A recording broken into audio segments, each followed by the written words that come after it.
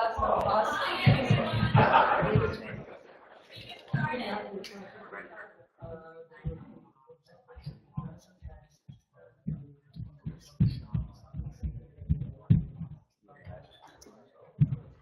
afternoon, everyone. I'm Aditi Davre, the Director of Learning Services here at Philanthropy New York.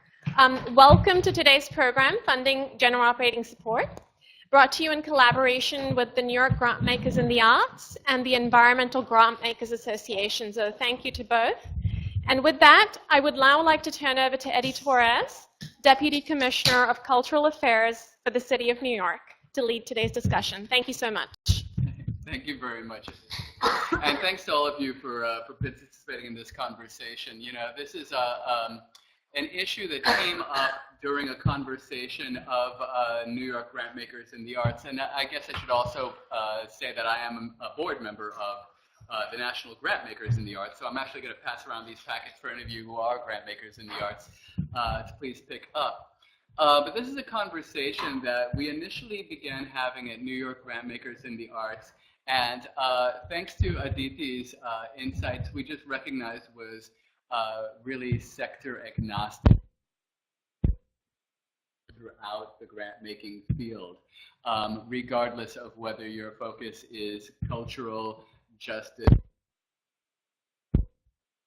And so we're very, very fortunate to be able to have a mixed group to be able to have this conversation across disciplines and across fields.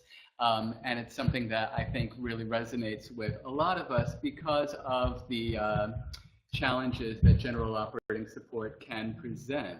On one hand, all of us who interface with the field with any frequency hear how important it is to sustain the field. And quite frankly, those of us who are concerned about being able to track the impact of our grant making also hear the tensions that are inherent in funding general operating support. One is being able to identify the specific impact that we have had as grant makers. And there's also just the issue that for a lot of foundations, executive directors and program officers may have one set of feelings about general operating support, but trustees may have feelings that are different. And so this creates inherently a tension within our practice. You know, National Committee for Responsive Philanthropy, their most recent report around the topic came out, I want to say, in 2011, and had reported that, you know, for the median funder, about 7% of grant making was in support of general operating support. For those that do support general operating support, the group for which general operating support has increased as a percentage of one's grant making is probably the smaller foundations, foundations that give between $5 and $10 million a year. And they have been increasing the amount of general operating support they give. What this means is that the number of general operating support grants has been increasing, but the percentage of general operating support grant, that is the overall amount, remains relatively flat and has done so for a number of years. Family foundations, community foundations, operating foundations, this is where you see the really robust support for general operating support. So we've been able to be blessed to have a group of funders who, for whom general operating support is a core practice.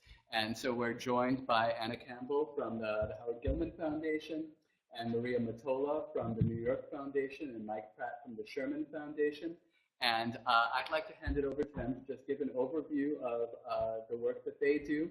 And then from there, we'll do a brief question and answer period. And we'd like to be able to have an exchange and have this be a conversation throughout. So, yeah. Great, thanks, Eddie.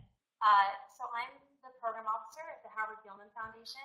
You can see from our slide that the foundation is really dedicated to supporting Howard's legacy, which primarily in his philanthropic work was around the support of the arts.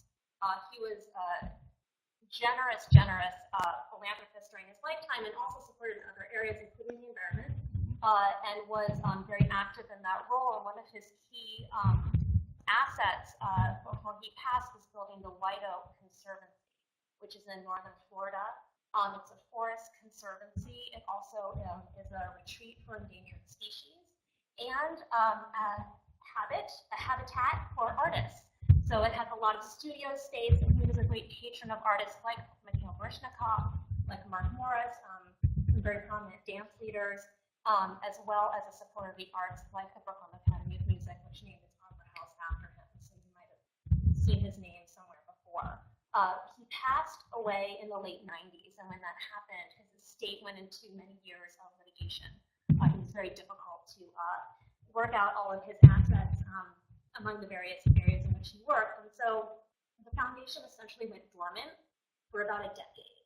And during that time, the foundation's assets and its grant-making dollars were spent on sustaining White Oak. But in 2013, our board of directors decided to actually sell it to release some of those funds for additional grant-making activity. So they found themselves in the, some people might say wonderful, some people might say scary position of having over $12 million to spend in 2014 without any staff. So they went ahead and hired our executive director, who's Laura Packer. She was the arts director at the Dodge Foundation in New Jersey for many years. She started last summer, and she added 2 staff members, including myself and my colleague, Emily, who I think is here somewhere, last fall. So here we are. We're excited to be kind of a new, but not so new face in the general operating support crowd in the performing arts. And this is a breakdown of our grant making so far in 2015. The way we've set it up for this year, which is really our first year of an open application process, is to have 3 grant making cycles.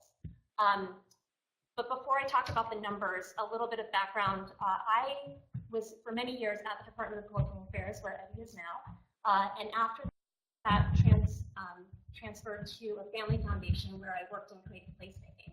And if you're not familiar with that body of work, essentially community development or redevelopment using creative and cultural impetus. So in that world, a lot of what we did was what I call venture capitalism.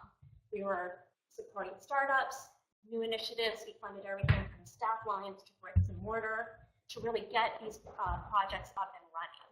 So in a sense, that was very much around general operating support from a more startup phase. Laura's work at the Dodge Foundation was very much about long-term general operating support. And so she, at the Dodge Foundation, was the largest funder for arts in New Jersey. And with that, had a great cohort of organizations that found it very difficult to bring new organizations in or remain nimble when new opportunities presented themselves.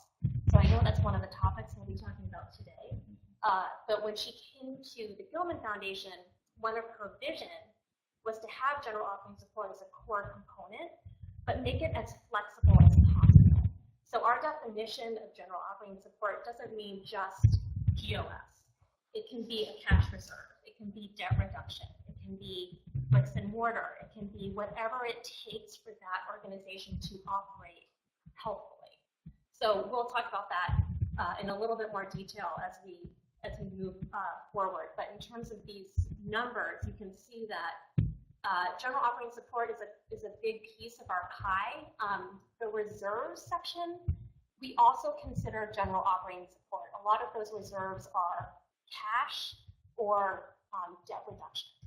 So that's a key piece of what we're doing now, and we kind of fold it into that GOS pocket. Maria? So it's it's always fun to be at Philanthropy New York events because the contrast between all of our foundations is so different and random. But so the New York Foundation is actually 100 and something years old. We were founded in 1909, and so in contrast to Anna's foundation, which is relatively new, the New York Foundation has a long, long history. The basic facts about the New York Foundation are that the donors were investment bankers of that time. They did not have any family to leave their money to, but they had a deep concern about charitable work in New York City. and created one of the first foundations, actually grant-making foundations in the country. There were only 6 other foundations at the time that the New York Foundation was formed. And the reason that's interesting and important for this discussion is there really was no blueprint for how to do the work. They really had to kind of make it up as they went along. And there were some advantages to that because I think they weren't hindered by expectations that we all now are kind of part of our thinking and our everyday work. And I think in the context of the general operating support conversation, it's important for all of us to remember that each of our institutions is very different, and our history is different, and who we're accountable to is different. And so, as we begin to have a conversation, I think it'll be interesting to see how each of our unique stories informs either how we see general operating support or whether or not we can make it part of our work. So our story, in terms of how we think of what niche we fit is, so history matters to us. The fact that we've been around for so long. There were only 23 foundations created between 1900 and 1909, and so the idea was new, and there was no professional philanthropy. So our donors really had a lot of flexibility. Place matters to us. We've been in the same city funding local work for over 100 years, and so New York City and its neighborhoods and the characteristics of the city are all part of the DNA of the New York Foundation. And because we only fund in the 5 boroughs, we spend a lot of time with our grantees. We don't have a big travel budget. We can ride the subway. And so we have developed over time a very intimate knowledge of the work that they do because we can actually see them often. And size matters. I think when the New York Foundation was created, the trustees recognized it was going to be a foundation of a fairly modest size. Our endowment is about $64 million today, and we give out $2.5 million. So in the early writings that the trustees did about the mission of the foundation, they talked a lot about actually the benefits of being a small foundation, that they felt they had a certain modesty about what money could do to solve big social problems, but they also saw the benefit in being small. They felt that they could do things that were flexible and they could be nimble. They didn't have the same pressure to come up with like a big idea because they recognized right away there's just so much they can do with the amount of money that they had, and so they really zeroed in on high-risk grant making because they felt like that was the place where a small funder could really make a difference. So we are, the other characteristics that have remained true of the foundation is that the mission's been fairly consistent over a very long period of time. So, although our trustees have term limits, and certainly there's been staff people that have come and gone over the last few decades, the board members are really incredible stewards of this mission, and it sort of gets carried forward each time new board members come in, and so the organization has a reputation of being very steadfast. The board has resisted the temptation to kind of rethink what it does every time there's a new president or a new chair of the board, and I think that's another reason. That's another factor in why general operating support works for us. The other thing is that the foundation really has always valued self-determination. So if you read the literature about general support, one of the things that is talked about is, true general support funding is responsive, right? The groups themselves are really determining what their needs are and how they want the funding to be used. And that works well for our, one of our values is that the grantees should determine the work. That, from where we sit as program staff, we're not the best informers. We're not the experts on the work. It's really the groups that do this work on the ground that teach us about what they need and what needs to be done. And then also, we are big believers in people in communities determining what they want to happen in their neighborhoods. And so, they're the concerns that they identify and opportunities that they feel ready to pursue, as opposed to, staff at a foundation saying, well, this is what we're aiming for, or our board saying, well, this is what we want our money to accomplish. Our DNA has also always been about, well, what are the groups telling us they need in order for for them to do their work. So, in some of the literature you read about, prescriptive general support or prescriptive unrestricted funding, which is when a funder might say to a group, well, yes, we'll give you unrestricted support, but you have to meet these benchmarks or you have to meet these goals. I would describe our foundation as more of a responsive general support funder. We're perfectly willing to have a group tell us what benchmarks they're trying to meet, and and then that works. And then the final thing I think that makes it able for us to do general support is that, as I said earlier, the trustees had a strong appetite for risk, and they still do,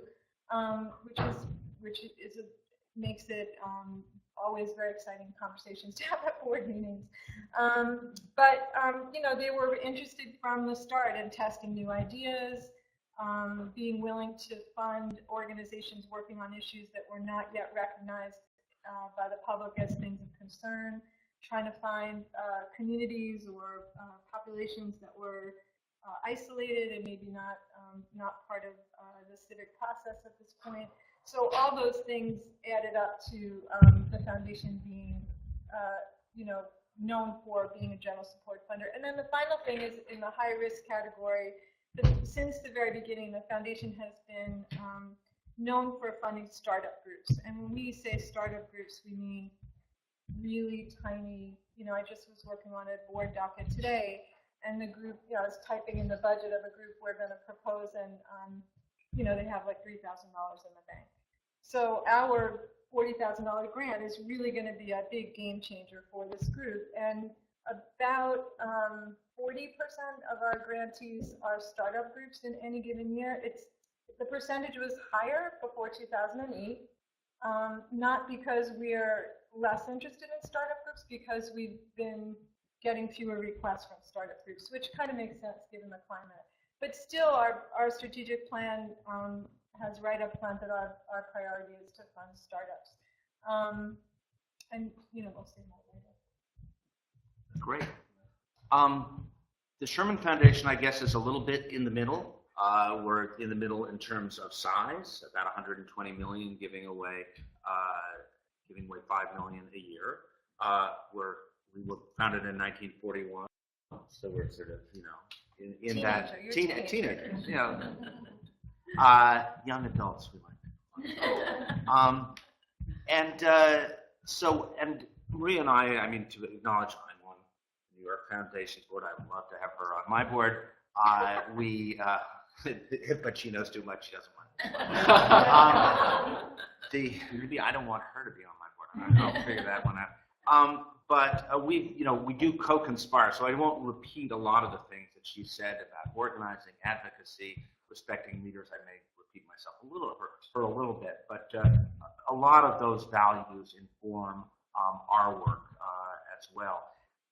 Historically, really going back with the Sherman Foundation, there has, even before there was a dedication to organizing and advocacy, which is a little bit more something that I've brought in, there was very much the dedication to general operating. And it was very much a sense of kind of modesty and a sense that the people out there were the ones doing the work and we should listen. And if we didn't want to do that, we should go do it ourselves. And so I think that's always been a guiding principle as we've moved through various stages of what we're focusing on. We're sort of quite broad as well. We do arts, environment, sort of community organizing in poor communities in New York City, as well as human rights and reproductive justice. So you can tell we're a little bit spread out, but we're on both sides of, with arts and then with other things. Thinking about those things, excluding the arts, a lot of those values that are driven both by our dedication to general operating, as well as our, and by the way, the slide is for EGA, and I will get to it in a second. I'm wearing the EGA hat. Those are not Sherman Foundation figures.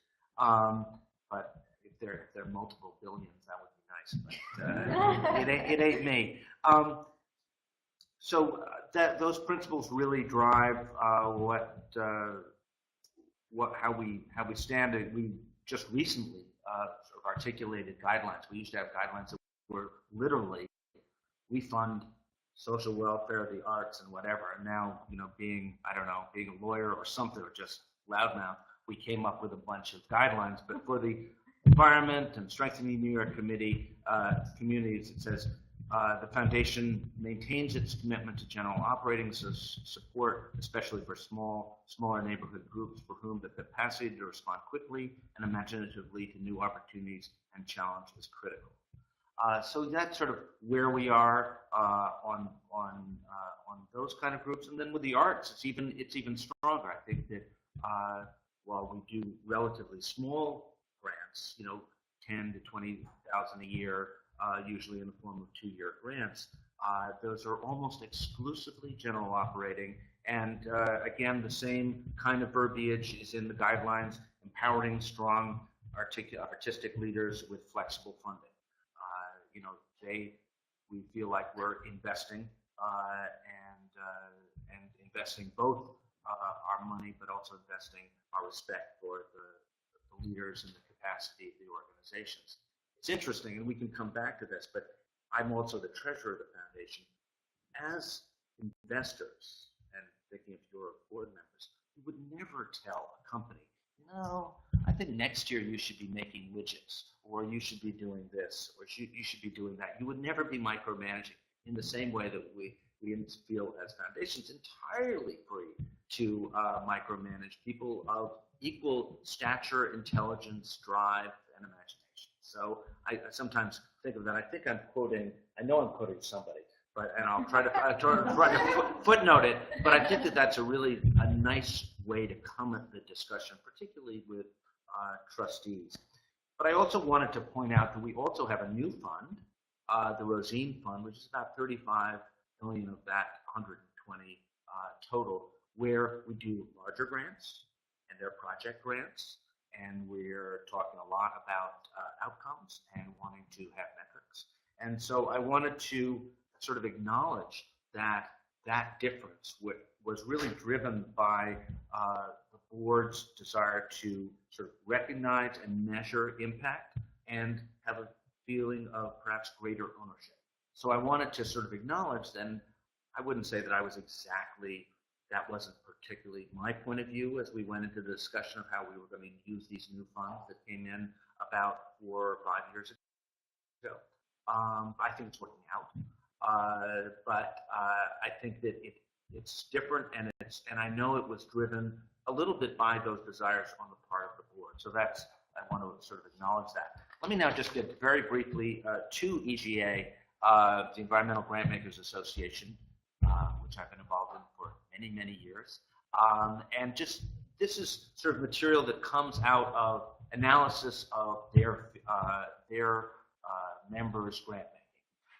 Because there was a desire to sort of understand who was doing general operating and and capacity building and what that meant, and try to pull out some issues and conclusions on that, and honestly to drive a little bit more funding in that area, sort of acknowledging how it could be strategic and interesting. This is just sort of showing you at the top that it's sort of around 20% and then drops in 2012 to less, primarily because of sort of a shift. This is coming out of sort of the cap and trade fight and movement into some land preservation work in 2012 that kind of skewed the numbers. I think our sense is that they will come back up to sort of the 18 to 20% range in future years, or as we put together that information for 2013 and on. Also, sort of interesting, just wanted to point out, at what you're seeing there on the bottom slide is measures of how much of total support in a particular area goes out as capacity building and general operating.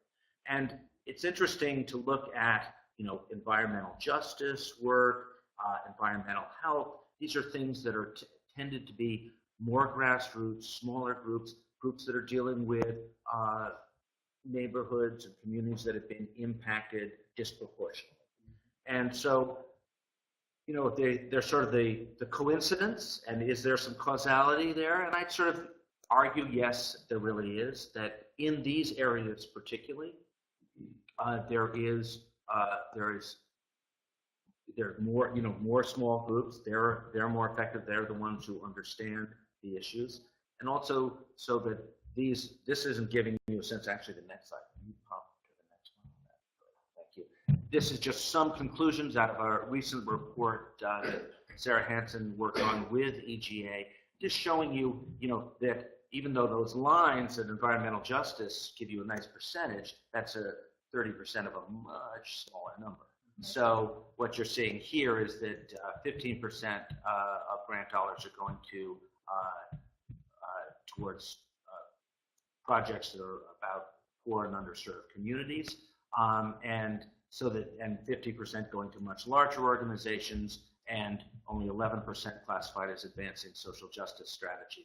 These are in, you know, environmental and climate funders. So I think it's not just a coincidence. There is this relationship between less general operating and less attention or less support to those type of strategies, those kind of groups. And I think that actually, just to add on, I think there is perhaps something of a change coming in the sense that I think that there's an acknowledgement that in the environment, climate, work on that level, on the grassroots level, has more chance of success with what's happening at the federal level. And so therefore there's kind of this natural gravitation, which we hope will gain some steam. And I just wanted to, as I looked at these figures, there was one thing, because I've been very, very involved in the People's Climate March and the aftermath, the run up to Paris, etc.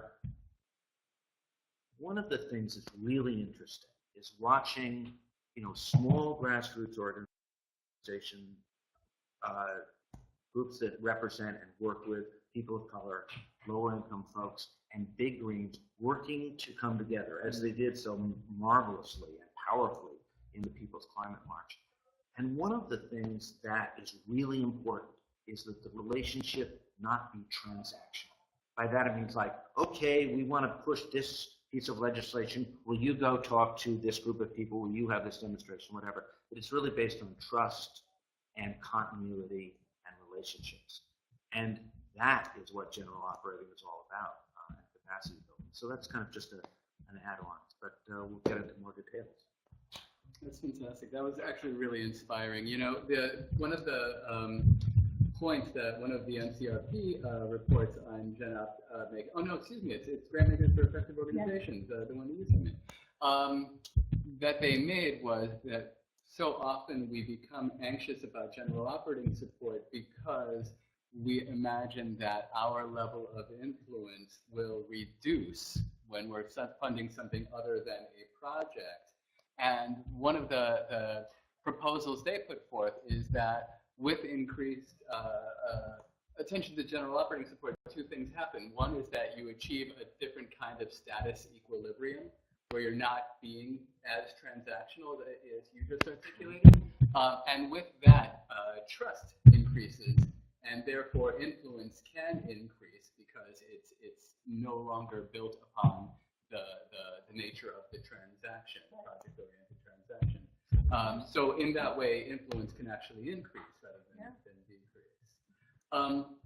You know, one thing that really struck me listening to you guys, and this is leading to a question, believe it or not, is how sharply the way you talk about your support for your grantees contrasts with so much of what I've heard about general operating support has been like reading Paul Brest at the Hewlett Foundation talk about negotiated general operating support, which, and you've probably read the Stanford Social Innovation Review piece and so much of his writing, which has really been about establishing a schedule of benchmarks that the grantee meets, which are more around their organizational growth or development or stability, and that it's very, very, the general operating support is very, very contingent upon hitting those benchmarks at certain points. And what you've talked about has been actually very, very different. And so my two questions are, can you talk about sort of the nature of that interface with applicants in terms of becoming grantees and the role of listening and the role of humility and the different varieties that general operating support can manifest? And also then, can you from there move into how do you choose grantees in light of the fact that you're providing general operating support? So I'm going to actually now show my slides. So we, at the New York Foundation, we, whoops,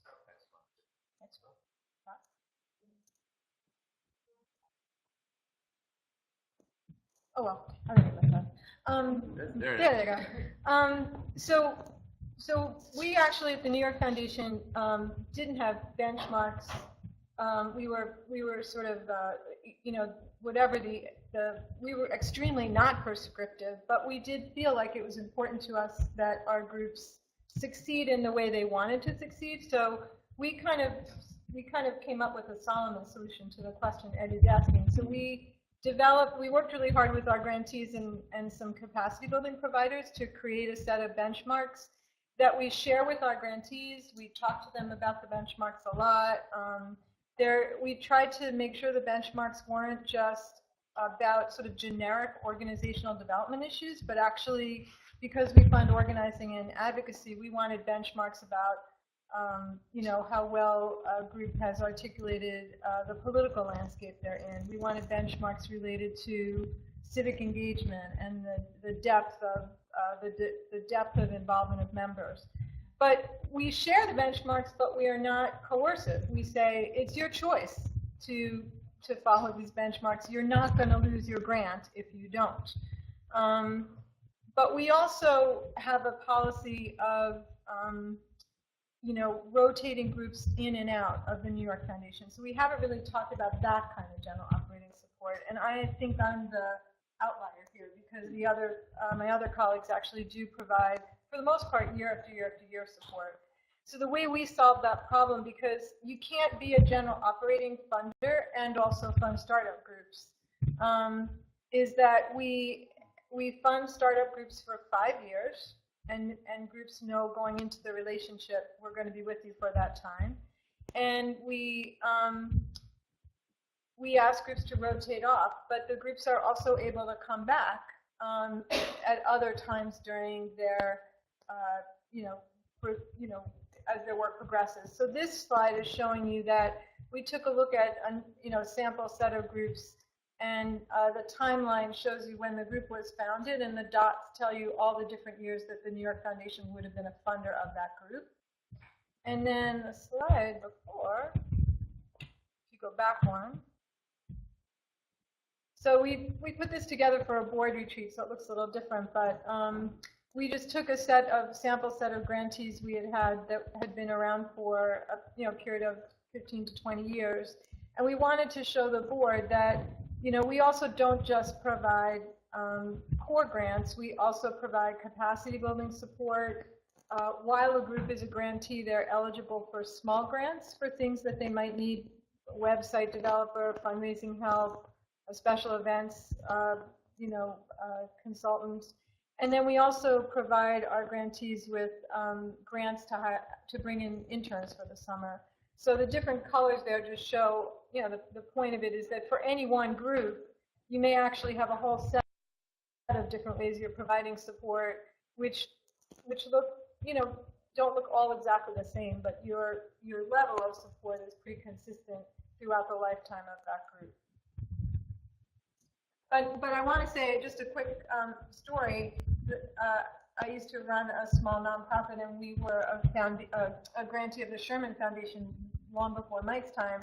But they really were like the quintessential general support funder. They would actually call you and remind you to reapply. They'd be like, and the checks would come with there were no Post-it notes actually in those days. So it would be like a paperclip, memo size thing. I think it was typed, but maybe it was handwritten. But it was like, for your good works. Thank you very much. We've gotten a tad bit more formal. You know? Again, the lawyer and me. Literally, we used to use small stationery, Right. so that the two sentences of the award letter would not, would not look so long, look silly. And it literally. It was actually very refreshing. It was, here's the check. Wonderful, thank you. Have a nice day. And I think for that organization, you were a general support funder for decades and decades. Yes, and our chair, the late Axel Rosine, just would say that group with and he had I won't do the heavy German accent, but with the card tables and these people, and that you had sort of images of these great groups that we were funding all over the city. I mean, I guess I wanted to sort of jump in on the issue of sort of evaluation and sort of how you're choosing. I make the claim, which is obviously self-serving, but also I think modestly true, that the analysis of an organization in its wholeness is actually more complicated and perhaps less quantitative, but is as complicated, more complicated than doing a project, and actually involves you in a broader analysis of all the different aspects. I'm always surprised whenever I start, sort of going with a grantee through their audit, and I'm saying, well, in footnote 7, say this, I'm just really interested, and people go, nobody ever is around. So not to say that my colleagues don't read audits, but I think maybe you don't ask, you're more polite than I am or something. But I think you're trying to get a sense of the fullness of an organization, so you're not surprised when they go off in one direction or another, and you have confidence that with your grant and with other grants and their budget, they will have a capacity to go off in the direction that is best, at the moment for them. And I would say, to echo my colleagues, the way we decide our funding type, whether it's a project support or general operating support or some kind of a reserve, is really the answer to the question that Maria articulated, which is, what do you need? Because we won't tell them what they need to tell us, and it's really what we discover after conversations and more conversations and lots of questions, specifically about the audit, often, is that the real need is something that you can kind of peel back and discover after they present. Maybe they're asking for a project, but after 16 conversations, or maybe not that many, but a while, you'll actually discover what they really need is someone to help them pay off that debt. Because, they can't build the third story of a house until they have the foundation built. And that's really kind of the attitude we take. So we're asking what they need before we decide how we can best fit those needs. But to figure out whether or not we're going to fund a potential grantee, that's really based on our criteria and our priorities. And so that's a different set of questions. Are they the most robust? Are they the most promising? Are they the most innovative? Are they doing the kind of art that our guidelines and our foundation is meant and striving to support? So we look at it from those two different levels. Yes, Susan. Reconcile robustness with if they're trying to do debt reduction. Yeah. I agree Yeah. with you. That may be the most important thing you need. But if you're talking about those kinds of criteria, how do you match that up? How do you decide when you're going to take a risk? Well, that's a great question. I think the definition of robust remains to be decided. We talk about that a lot. And I think a lot of it is less about what numbers on a page or what you see in a program, and more about the quality of the work and the leadership at that organization, including board leadership, and the promising piece of that. If they have a plan, if they have a strategy, if they have a vision that we think aligns with what we're trying to support. And so robustness can mean a lot of different things for a lot of different organizations. It's not really one size fits all. It's like what Mike was saying, it's looking at the biggest part of the picture and making an assessment from there. Susan, since you did ask a question, I do want to make sure, I mean, anybody who does have questions, please let us know. I'm curious thank you. I'm curious how you approach thinking about multi-service agencies or organizations work across many cities, or opportunities to work with universities where not everything they do really fits with your guidelines, mission, strategy, but you are interested in supporting a component of that work that aligns. Do you consider those kinds of grants? How do you think about that from a Gen Op support?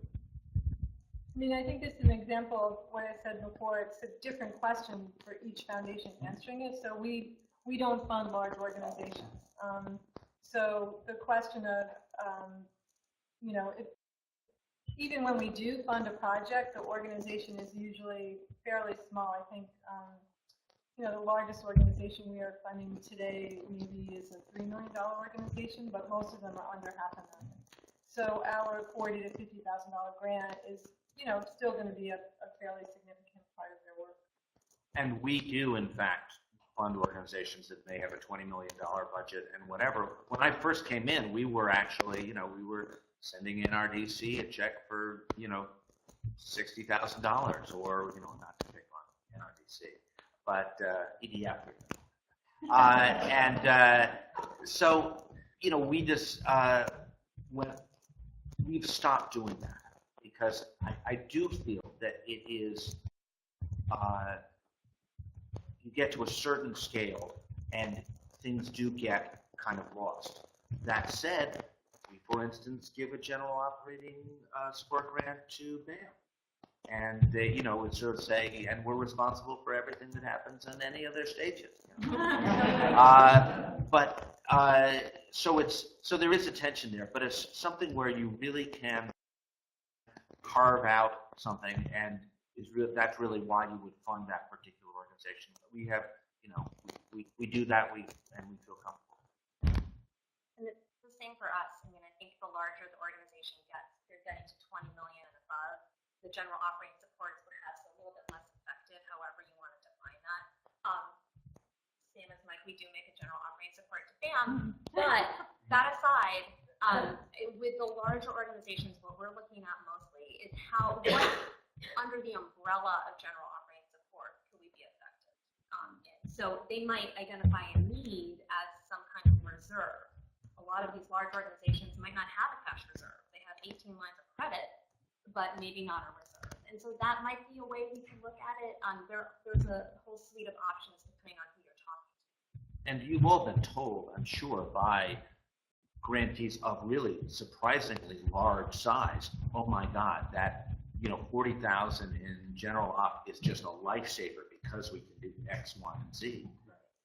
You know, it's like, is it leverage twice, 3 times from an organizational point?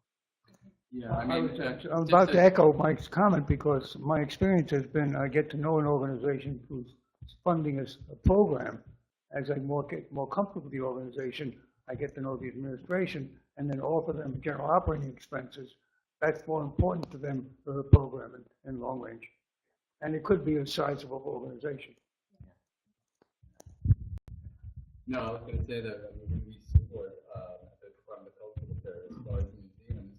Generally, what they wind up using the funds for is maintenance staff and security staff, because try to fund that for some other.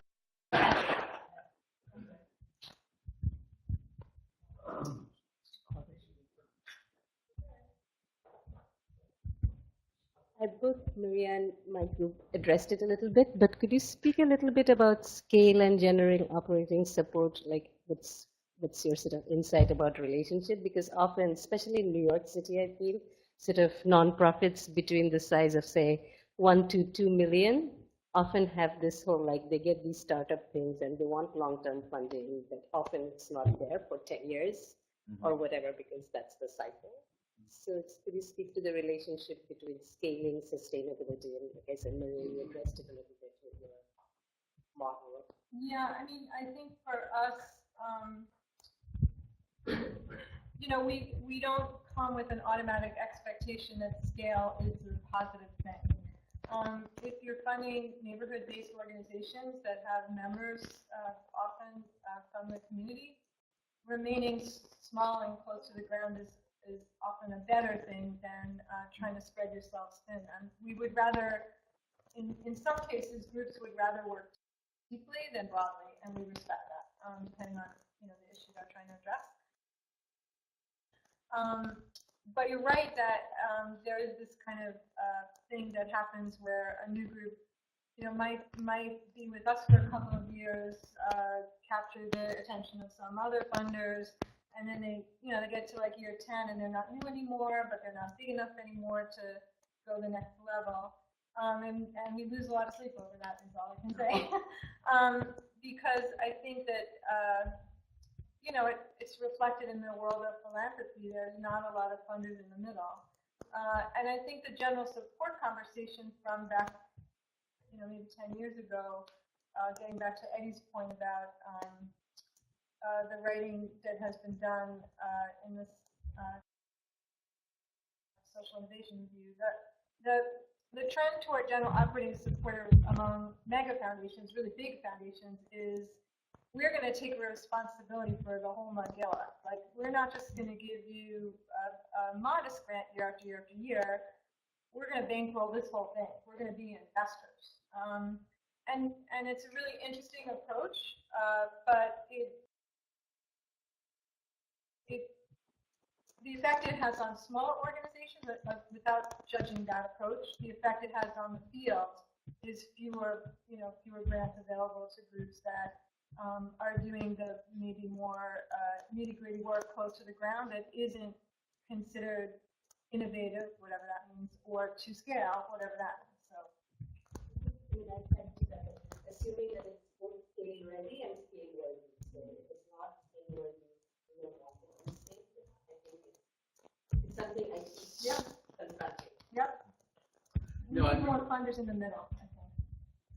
I remember having had a grantee who did victim services, and I at one point asked her about the issue of scale, and she actually said the challenge with scale when you do victim services is you're really not taken seriously as a provider of victim services unless you, as an individual director of the program, also provide victim services. So scale isn't actually a help when you're a provider of victim services. So what she was actually talking about was more a diffusion model of scale rather than an organizational growth model of scale.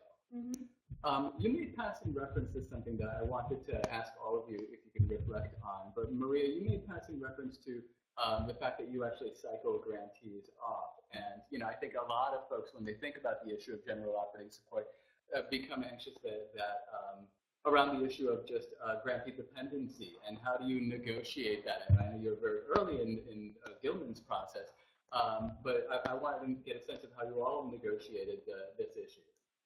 Well, I think for Gilman, that was Laura's experience at Dodge. And so she was very careful when she came in to, even before she took the job, present her vision that general operating support would be a flexible kind of menu of many different options. So going back to this question of need, I've had many conversations with applicants who applied for general operating support.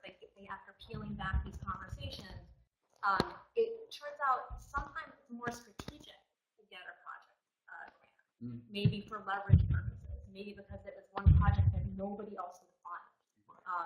Maybe it was something else, but I think we're looking at it as pockets of opportunity, and the opportunities change every year because organizations change every year, and in the arts world, the performing arts world, there are some organizations that are very cyclical. So one year they might need specific funding for a production, the next year they might need some general operating support to kind of get through a development year. So I think we're trying to take the point of view where things can change and should change. But I'm also hoping to learn a lot from my colleagues because we are early in our process. Don't look at me, because if you look at BAM's write-up, it's like supported since 1973. So, or maybe earlier. I think I'm going to see Karen on Friday, and I'm going to have to tell her that we spoke of nothing but her. That's right, New York.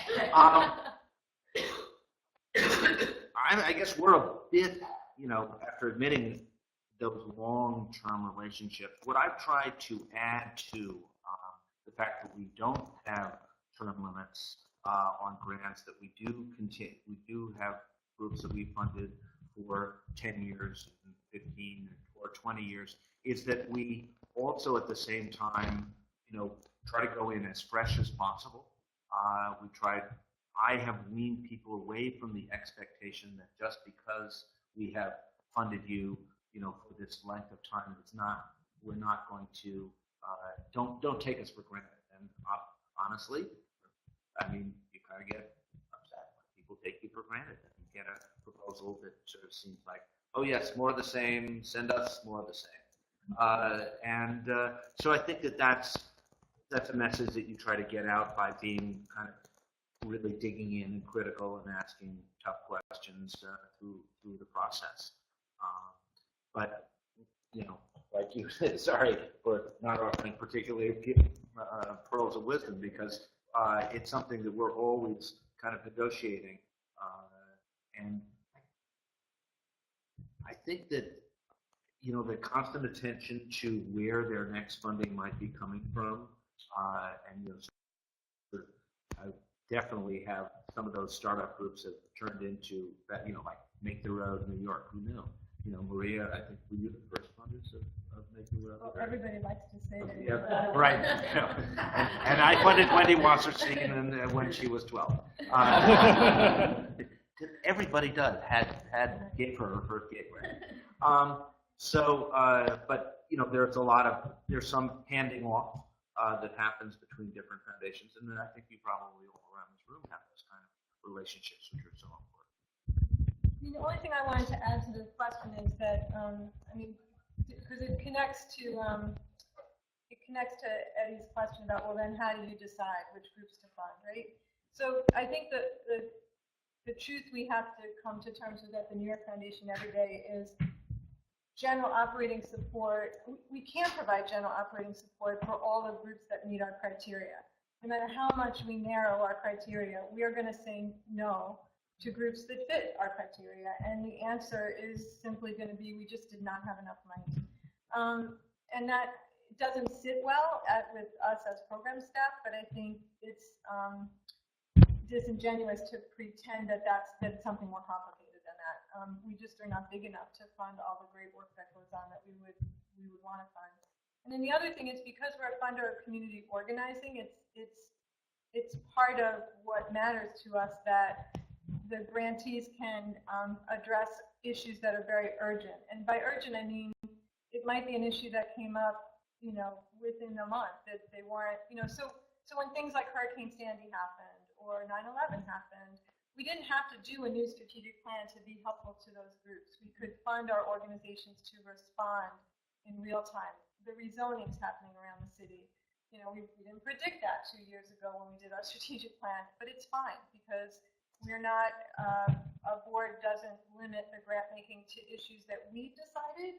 It asks the groups to tell us what issues are most important to you, and then also where do groups feel a sense of opportunity, or I like Mike's word in their guidelines, imagination. Where are they feeling, inspired to work? And so I think for us, the rotating on and off, and maybe I'm just completely rationalizing a behavior that's actually about math and not about philosophy, but the rotating on and off actually allows us to bring in, not an insignificant number of new groups each cycle. We have 3 cycles a year, and therefore, the image in my mind is kind of like we're keeping the water circulating, because New York is a very vibrant, changing place, and so every grant cycle we have, somebody comes to us with an idea or an issue, idea nobody thought of, or an issue that's really important that we haven't recognized yet. So. So I have a question actually back on the benchmarking topic, and I think it's probably a question mostly for Maria, but happy to hear Mike and Anna too. Our history is supporting really small budget new music groups, basically, throughout the city, and the question of how you establish benchmarks for an organization that is it's basically a dream of a couple of people that are making something happen with no money, and it's awesome. But to say, okay, we'd like to see that you have 2 more board members in the next, that feels odd, and I've never actually been able to kind of get a kind of generalized view on how one would make an organizational benchmark for an organization that lives in that kind of year to year, we're going to do something amazing world. So you probably have experience with that. Yeah, we, all our good ideas come from other people. So there's a book or booklet, I guess. I'm not going to remember the exact name, but it's called something like the 5 Life Stages of a Nonprofit.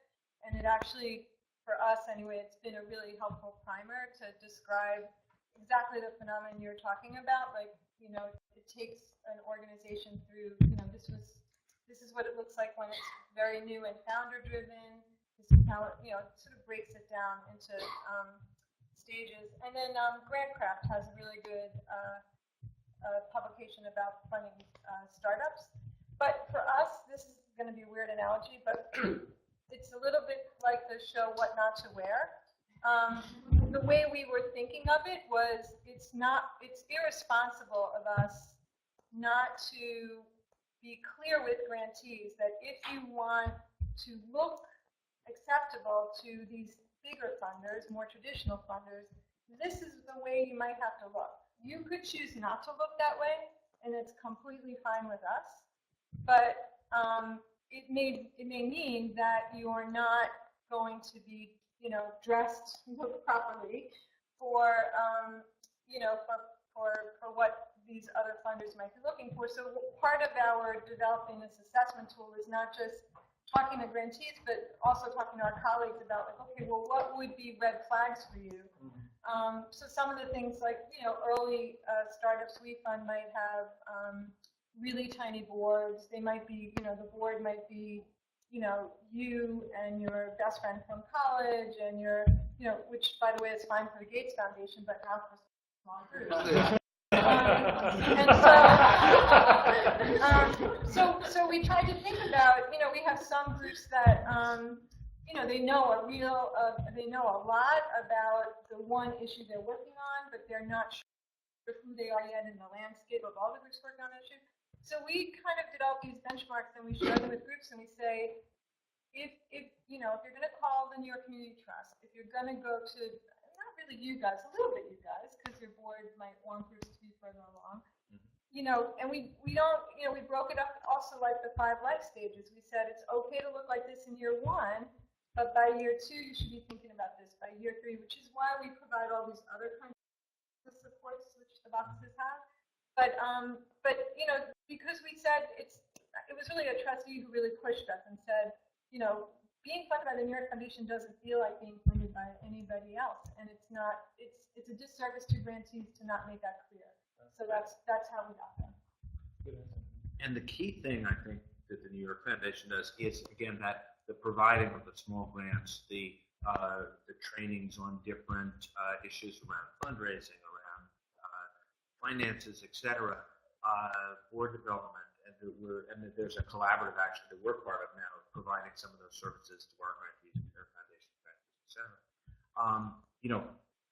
It's the classic thing of, like, if you want a grantee to do something, you should actually get the money to do it. So if you want them to really intensely evaluate and work and provide metrics, you should provide them with funds to do that, and be prepared to, now, again, money isn't infinite, so it does have to come from somewhere else, but figuring out a way to not only make the request, but also help them walk the walk. I would just add, especially as an arts funder, that you might need to be able to answer the question, is it okay for this organization not to succeed or not to live beyond the next 2 to 3 years? Because that might be fine. And general operating support in that time frame might be just the ticket, and that's an okay solution too. Do you have a process or a percentage that you use to scale your grants to the size of the organizations you're working with? We don't. Yeah, we don't have a process, but again, it's very tailored to the organization. information.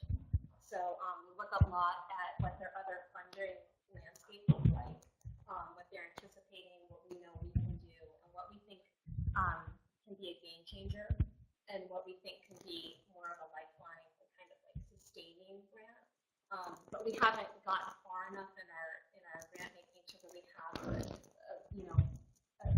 benchmark for ourselves in terms of what numbers.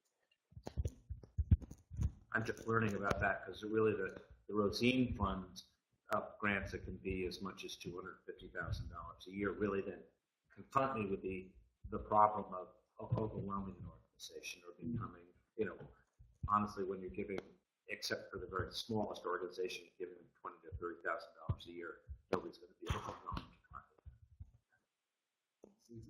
Question for Maria again. I really love this suite of activities that services that you provide for these startup organizations.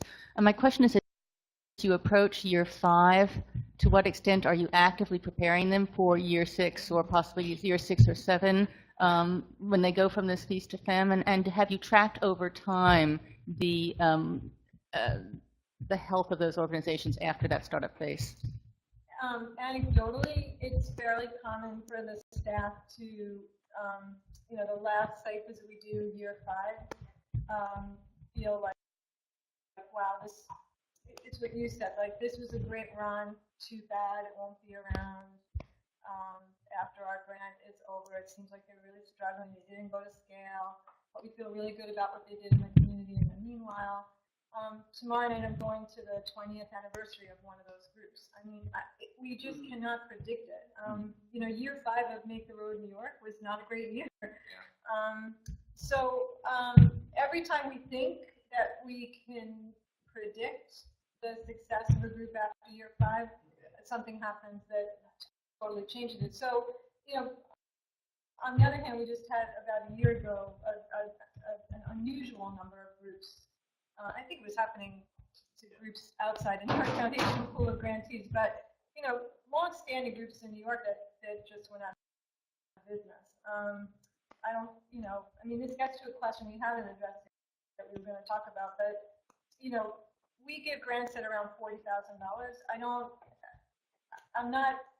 I don't fool myself to think that that's enough money to keep a group alive for a long time. I also don't think money is the only variable. I think what we've learned, particularly with startups, is money is only one of a lot of things that go into why a group would last after year 5 or not. I was thinking more about predicting than preparing.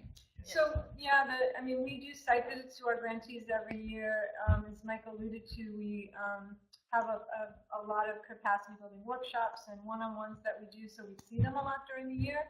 And year 5 is a tense year because, we do have to be mindful that they're coming to the end of the grant. It's been a long time since we've had a startup where the 5th year we were the last funder. We're almost never the last funder. I think it's more what you said. It starts to be hard for them to leapfrog to like the next funder up. I just want to add something because one of the incredibly great things that Maria does is writes about as these groups exit after 5 years, a sort of a fairly intense description of where they are. It's a page or something, page and a half, but really gives a sense to the board of what's been accomplished. And it's to a certain extent it's massaging a story so that we all are baffled by her brilliance. But on the other hand, it really is also drawing your trustees into the process that you're going through, the choices that you have to make, the risks you take that sometimes work and sometimes don't work. And it gives you, I think, more capacity to be braver in your job the next year.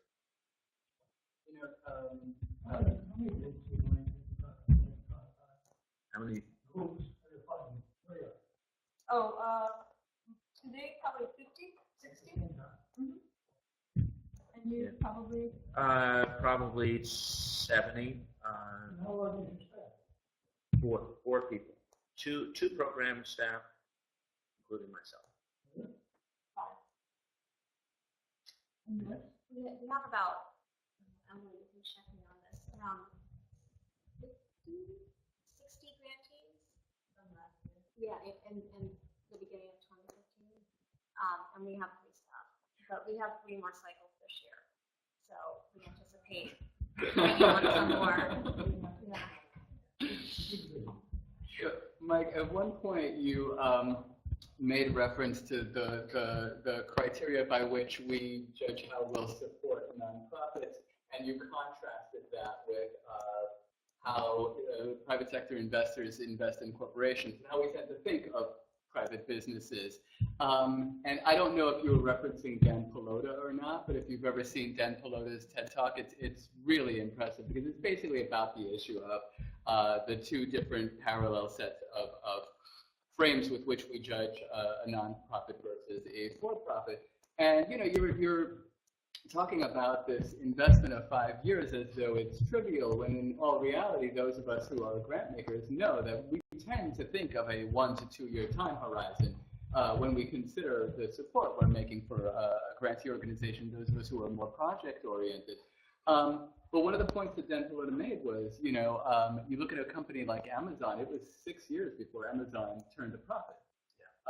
You know, and you talk about, you know, that 5th year and thinking they may not make it, and you're celebrating its 20th anniversary. I mean, I think that's actually really telling. I wanted to ask, in terms of, sort of related to this, the issue of, you know, Maria, you were talking about your board, and you described them as being embracing of risk, and you also described them as being modest. And I tend not to think of those 2 qualities in tandem in an individual or a board, you know? And I wanted to talk about, you know, Mike, you made reference to the issue of how do you judge the success of a grantee when you are providing general operating support. I mean, how do you judge the success of your grantees? Well, I mean, one of the things that since we're very involved in organizing advocacy around, you know, small p political matters, a lot of it is sort of gauging the difficulty of the challenge that they're involved in, the change that they're trying to make, and the progress that they have made, which is worth just sort of underlying one additional thing about general operating support, which is that general operating support allows you, as a foundation funding things that are small p political, to give a general grant to an organization that you believe in, that will then, they will go up to their limit of what they can do legally as a 501c3, whereas you would be more limited if you were giving them a project grant in that area, and you'd have to be a lot more careful about the size of the budget versus the lobbying and other activities that may be limited in terms of the percentage that it can be. Now, obviously, you know, there's public education and other things that you can drive a truck through, but that's not being live streamed, of course. But I think that is an additional benefit of a general offer, particularly for people who are involved in public policy arena. Really important. And it's, you know, so I mean, I think that I don't have a you know, a neat answer for gauging success. Partially that it's malleable and grant specific, but it also is, and I think that this is something that I am not doing as good a job at, but would like to do better.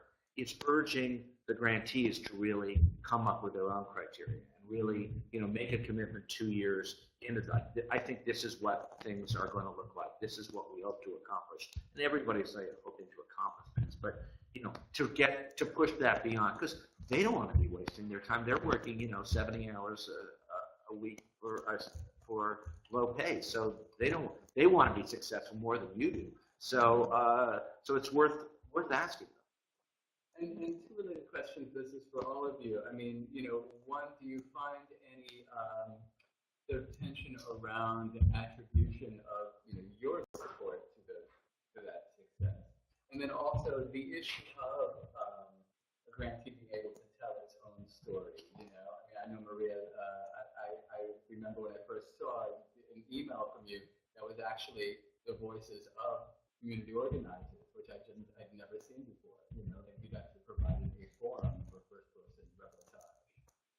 Yeah, I mean, it's funny because when I was preparing for today and rereading some of the materials from Geo, this thought came to me that it seems like there's a contradictory trends in the field. So on the one hand, I think foundations, probably for good reasons, are trying to be more thoughtful about what are we trying to accomplish, what can we really do with our funding, what can we make happen. And as foundations begin to kind of try to narrow their focus and make it sharper, we have an expectation that nonprofits should be more expansive and do more and solve more problems. So it's kind of in my head, I'm trying to understand like the question of success, like the way we expect grantees to be successful is very, we want them to be multifaceted. We want to understand why communities still have problems if we've all been giving them all this money. But at the same time, foundations are saying, well, to be good at being a foundation, we have to be really clear what we do and have strong criteria, which totally works against general operating support. So I try to remind myself, and I think the staff, that really what the world needs us to be good at as a grant maker is pretty simple. It's to get the grant money to the groups that need it the most quickly and efficiently and in a way that's transparent so we don't drive them crazy trying to understand what we're looking for. But like all the other stuff that we do that, to brand ourselves, to talk about our work, to be out there in public, talking about who we are. If we're a private foundation and not raising money, why are we doing? Why? To what end? So it's a tough balance, right? Because the world around us is really pressing us to say, justify who you are on the landscape. But at the end of the day, what the grantees really need us to do is pretty simple. The first word that popped in my head when you asked that question was humility. And I think for us at Gilman, when we're giving somebody general operating support, it's because we already bought into their vision and we bought into their definition of success. And so when they achieve those benchmarks, and we've talked about this before, when they achieve what they wanted to achieve, then that's our success. And we're very fortunate to have a board that's willing to think in a variety of different ways. And as we grow as a grant maker, we're really taking them along with us for the ride. So I'm sure we'll be encountering a lot of conversations about measuring impact and what is success and do we want a specific kind of success. But the way we're really approaching the whole concept is that organizations need to define that themselves. And I think Maria said that in the very beginning, is that we're not providing benchmarks, they're giving us their plan. That's really important to communicate to your board. The New York Foundation does a great job at that. We're trying to do better at that because, bringing people in, it's one thing for, you to bring in a sort of write up a group and people can sort of punch holes in it. Seeing a passionate, committed, smart person who's really all in on a problem or an artistic project or whatever, really hard to argue. Yes, they will, but it's very, very powerful. So a quick question. I hope you guys can indulge me if it's horribly naive, but I'm wondering, with regards to general operating support, and I know we've highlighted some of the strands of environmental issues and the arts, are there ways or sort of unifying differences in which general operating support will look a certain way in one program area, but different in a different area? For example, we were talking in music, there's a whole different range of sizes of organizations. You might have like a string quartet that's listed under Fractured Atlas, or you have a large performance venue. And then I think you mentioned, Eddie, something like a museum using general operating support would be really helpful for their staffing. So I guess that's my question, is like across program areas, what it looks like.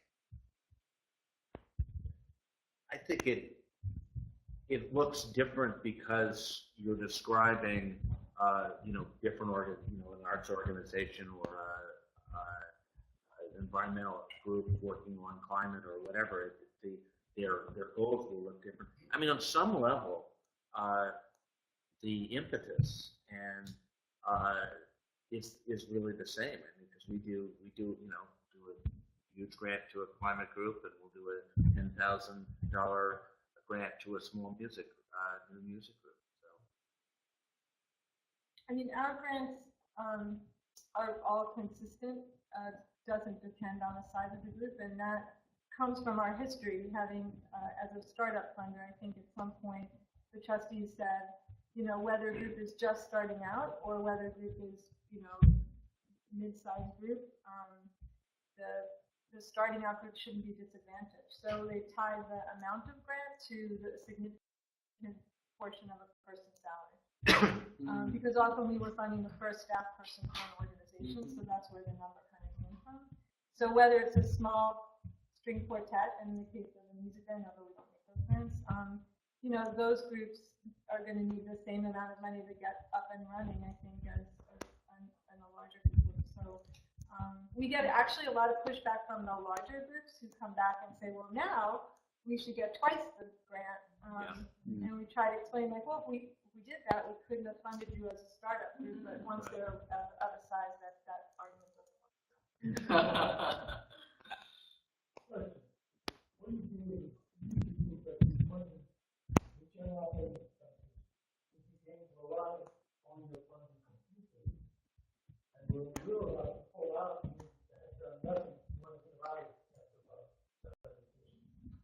yeah, I mean, I think that's entirely understandable, painful, but you know, absolutely the right thing to do, because I mean, we've all had experiences with groups that that have an opportunity and don't take full advantage of it. I mean, one of the things, particularly in the arts, you know, we're all talking about general op. You know, in the arts, individual donors, I think is, you know, and in so many of these areas, much more important than foundations. It's more money out there. You know, we've been saying this, you know, for 20 years, and everyone's saying, yes, but could I have? And understandably. But so I think that, you know, if you're finding, I don't have a problem, you know, yes, I have a problem. I can go sleep over it, but it's completely the right thing to do. It's in a way, it's like, you know, not having term limits on board members, for instance, which into an organization I know we don't. It means you have to be really critical when they come up for you know, re-election or whatever, to say, is this person really operating adequately? You certainly can have them there for 20 years, but you have to be tougher, you know, every 3. I just want to say a comment on your question and then ask a question. So I would say I think that a difference that exists from field to field is thinking about the organizations and what their life cycle is supposed to look like, because a single artist-driven organization that's there because an artist wants to make work might expand or contract or be around for 3 years and go away and be considered a success, which is different than a advocacy group doing a campaign, which might be intended to only last for a limited lifespan, which is very different from, you were showing like settlement houses you funded 100 years ago, like they meant to be here 100 years later. So, you know, we have to think about them differently in terms of how we fund them. And then I guess, Anna, your point about the peeling back the layers of the group where they think they need one thing, but they need something else. Could you just like unpack that a little bit? Because I find that that is a struggle with arts organizations where the people are so driven to the program or the art making that they kind of don't necessarily want to engage in the conversation about the organizational development issues. Yeah, and I just want to qualify my earlier statement, because it might have sounded a little bit like I was actually telling them what to ask for, because I was peeling back. I don't know how that came across, but what I found in my previous work in this creative placemaking world and here at Gilman is that, and I'm sure you all see this, people come to you with a project they think you want to fund, right? So they saw what's on your website, they might have met you before, they think, oh, Anna's going to love this, so here we go. But it's not until, I mean, honestly, I think a big piece of it is reading the audit. That tells you so much about a story of the organization. And people were fascinated that I actually read the notes and when I have questions about it. But it's getting in there and talking about the other pieces that might not have been in the application, and asking them about their entire entity and how it works as a whole, and why I keep referring to this house, but I had a proposal a few months ago where somebody wanted to put on, it's a project, it's like the 3rd edition of their house, I'm thinking of it as. And I read their audit and they had nothing to stand on. They're in complete debt, no way to fund their operations, they're running deficit budgets year after year. And I asked them why they thought that 3rd edition would work, you know? And they said, well, because you're going to give up the project grant. So we had this fantastic conversation from there, and they really were able to talk a little bit more comprehensively about the way their organization works and what their vision is for the next 5 years and how they really want to make this addition happen because these foundation pieces need to be, you know, put into place. And so that's what I mean when I'm talking about peeling back. You can peel, and then maybe the project really is exactly what they wanted, and that's exactly what they need, and then that's you know, a really straightforward opportunity. But I think there's a lot underneath that you can talk about to get to be a little bit more effective. That's not just funders that do that. I mean, like a management consultant will tell you when a client first comes to them, what the client will tell them is what the consultant will refer to in their own mind as the presenting problem. It's the problem that they've been able to articulate for whatever reason, but there's oftentimes a problem underneath it that they just either haven't seen themselves or are just hesitant to present. I just wanted to move us towards wrapping up. I wanted to ask you, in terms of, you know, one, where do you see yourself moving forward with your work? And then also, if you would just give one piece of closing advice for people who are considering general operating support. Sure. For Gilman, as I said early on, we're really in our first year of our extended grant making process. And so for the next 2 to 3 years, I see growth. I see a lot more organizations coming to us. I see myself going to a lot of performances. Which would be great. But you know, I think really this is a time, this first year is a time for us to get a lay of the land. New York City is our focus area, so we're really trying to get the lay of the land. And I think in the next couple of years, we'll be able to really refine our priorities and criteria and perhaps focus on different initiatives or funding areas that might be more focus areas for us. In terms of advice, I think I would just leave everybody with that idea of, you know, peeling back the conversation and really understanding your applicants, because when you get the whole story and the full story, you can understand them and your funding a little bit better. I think for us, it's an exciting time to be funding advocacy and community organizing in New York. And so I think we're going to have another couple of years of, you know, these issues that our grantees have been working on for a long time that weren't the focus of a lot of attention are suddenly, you know, the focus of a great deal of attention. So we're happy about that. And I think, you know, it will affect our grant making, which is a good thing. I think advice, I actually like what you said earlier, Eddie, which I think came from one of the reports we talked about. But the idea that the trust that can be built with general operating support, and the idea that you know, I had not even really thought about that, you know, that maybe that does account for, in some way, our ability to do all these things with grantees, is because I think over time it does build trust if you give the message that you believe they can say what they need authentically. So.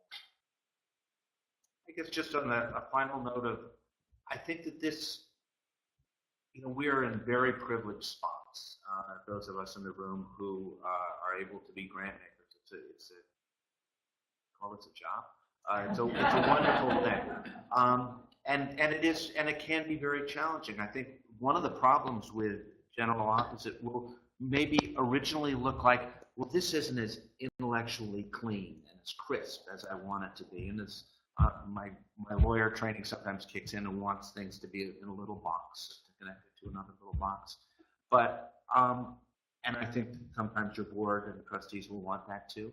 And I think that it's a question of sort of accepting a slightly different role that is as rigorous but different, and it may have a bit more to do with storytelling and qualitative connection as opposed to quantitative connection. But I truly believe that, you know, having watched movements build over the, you know, my political life, that's what it's all about. And I think we've seen that again and again, and we can be part of that as well, sort of both in what we fund, but also in how we fund it. Yeah.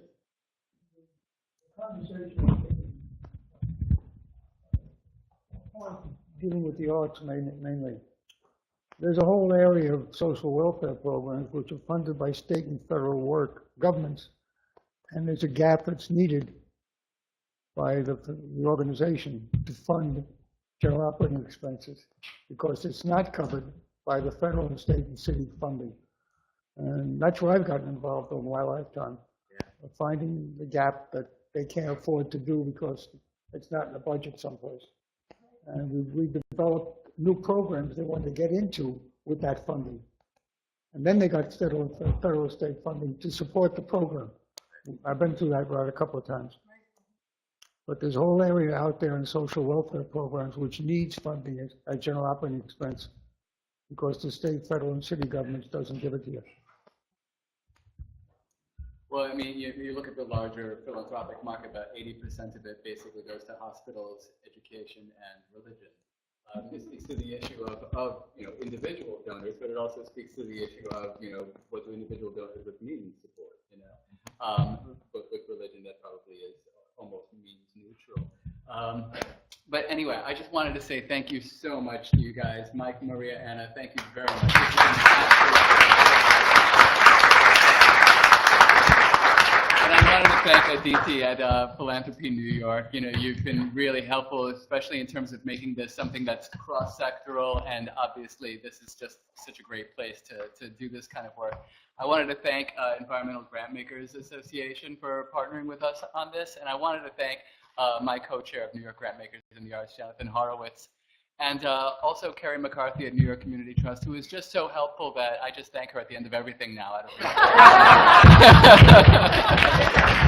know.